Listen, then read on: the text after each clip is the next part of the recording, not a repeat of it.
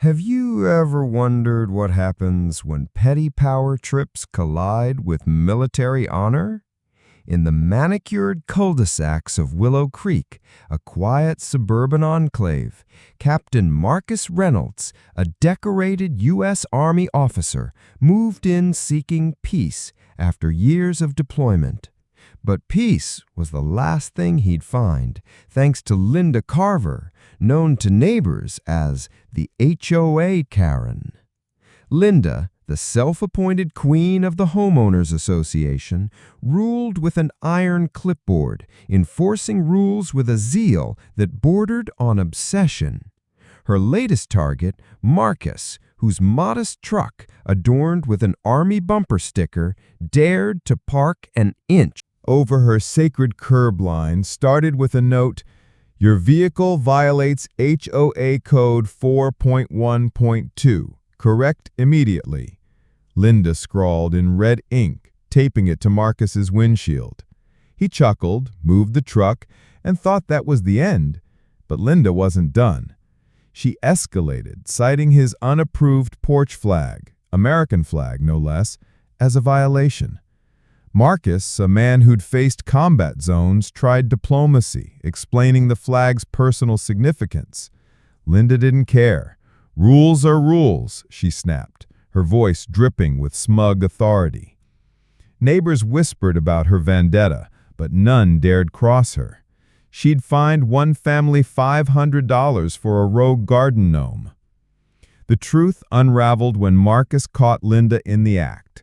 Late one evening, under the glow of streetlights, she crept onto his property, spray paint in hand, defacing his truck with "Get Out" in garish red letters.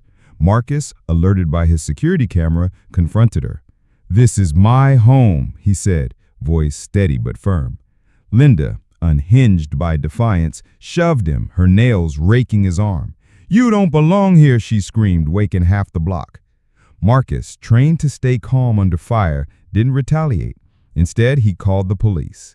Linda, emboldened, laughed it off, claiming her HOA status made her untouchable.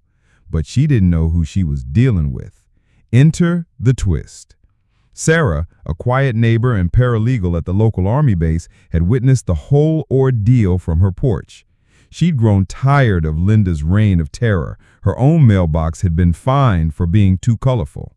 Sarah recorded the confrontation, capturing Linda's assault and vandalism in crisp detail. She sent the video footage to Marcus, who forwarded it to his commanding officer. The Army doesn't take kindly to attacks on its own, especially not a decorated officer like Marcus, who'd earned a Bronze Star.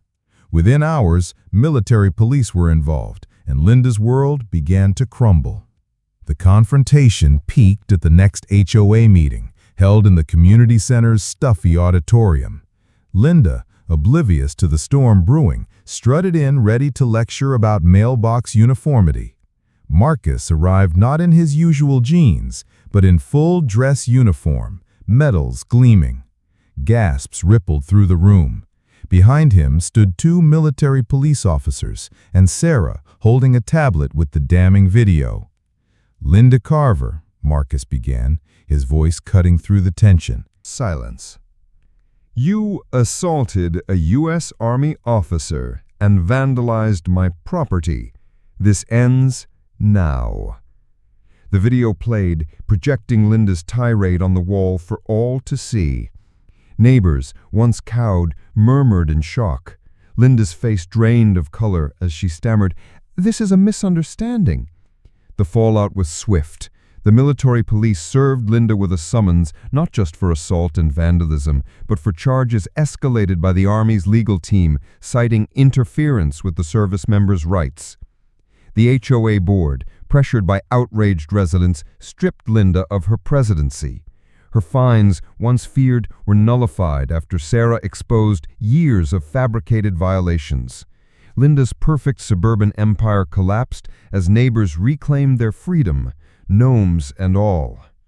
The local news picked up the story, dubbing it the fall of HOA Karen, and Marcus became a quiet hero, his flag still flying proudly. In the end, Marcus didn't just win a battle, he inspired a neighborhood to stand up. Linda, humiliated, moved away, her once spotless reputation in tatters. Willow Creek bloomed anew, with neighbors planting wildflowers and painting mailboxes in defiance. Marcus, ever humble, hosted a barbecue for the block, his truck polished but still bearing faint scars of Linda's paint. It was a reminder, even in the pettiest corners of suburbia, justice can prevail when courage steps forward. What do you think? Did Linda get what she deserved? Or was the HOA system itself the real villain? Share your thoughts below.